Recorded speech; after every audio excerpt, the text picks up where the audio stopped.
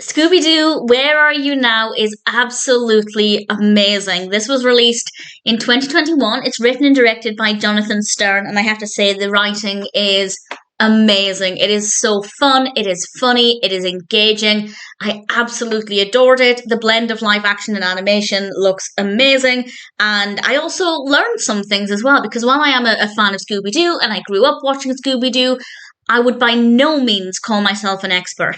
So I actually did learn quite a few things. This is basically a mock reunion. It starts off with this establishing shot of Warner Brothers, and then Scooby and the gang go in to have this interview, and they spend the time talking to Janel Parrish, who hosts this, about their career, and we get to see fake audition tapes, and we learn about the creation of the characters and the different adventures they've been part of course, and it really covers many, many years. When I started watching this, or when I went to bring it up, for some reason I had it in my head that this was out quite a few years ago, but actually it's very recent. So it does incorporate pretty much the entirety of Scooby-Doo, and it is absolutely fabulous. I very much bought into the fact that these are not characters, that these are genuine actors who auditioned for the roles of the characters that they play, and it is so easy to buy into that narrative,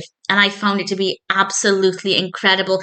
There is also a mystery. I don't want to say too much about this, but during the reunion, a mysterious thing happens, and they do have a chance to solve the mystery. So they're not breaking away from the classic Scooby-Doo mold. We still have a mystery, and I think that was a really great idea. It would have been just as good without it, but it's definitely in keeping with what one would expect from pretty much every other Scooby-Doo film. So I thought that was a really nice touch.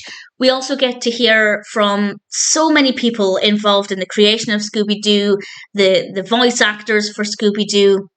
We also actually get to hear from Joseph Barbera with some archive footage, which is edited in a way that's kind of convincing, I guess, but that was a really nice touch as well. Again, they didn't need to include archive footage with Barbera. It could have all just been fresh content and it would have been great, but I think that was definitely something a little bit special, actually, very moving. And to think of the journey that Scooby and the characters have gone through over so many decades, and I really thoroughly enjoyed it.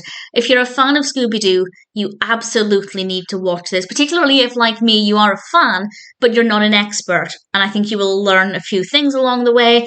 And as I said, it's great to hear from people involved in the making of Scooby-Doo, directors of recent films, voice cast, for example. We have Frank Welker and various others. Everything is edited together so well, and as I said at the beginning, it's really well written and so convincing. I 100% believed that these were actors who had been hired to play the role of Fred and Shaggy and Scooby, Velma and Daphne, and it is fabulous. I think it's tremendous fun and a great example of how to do a reunion.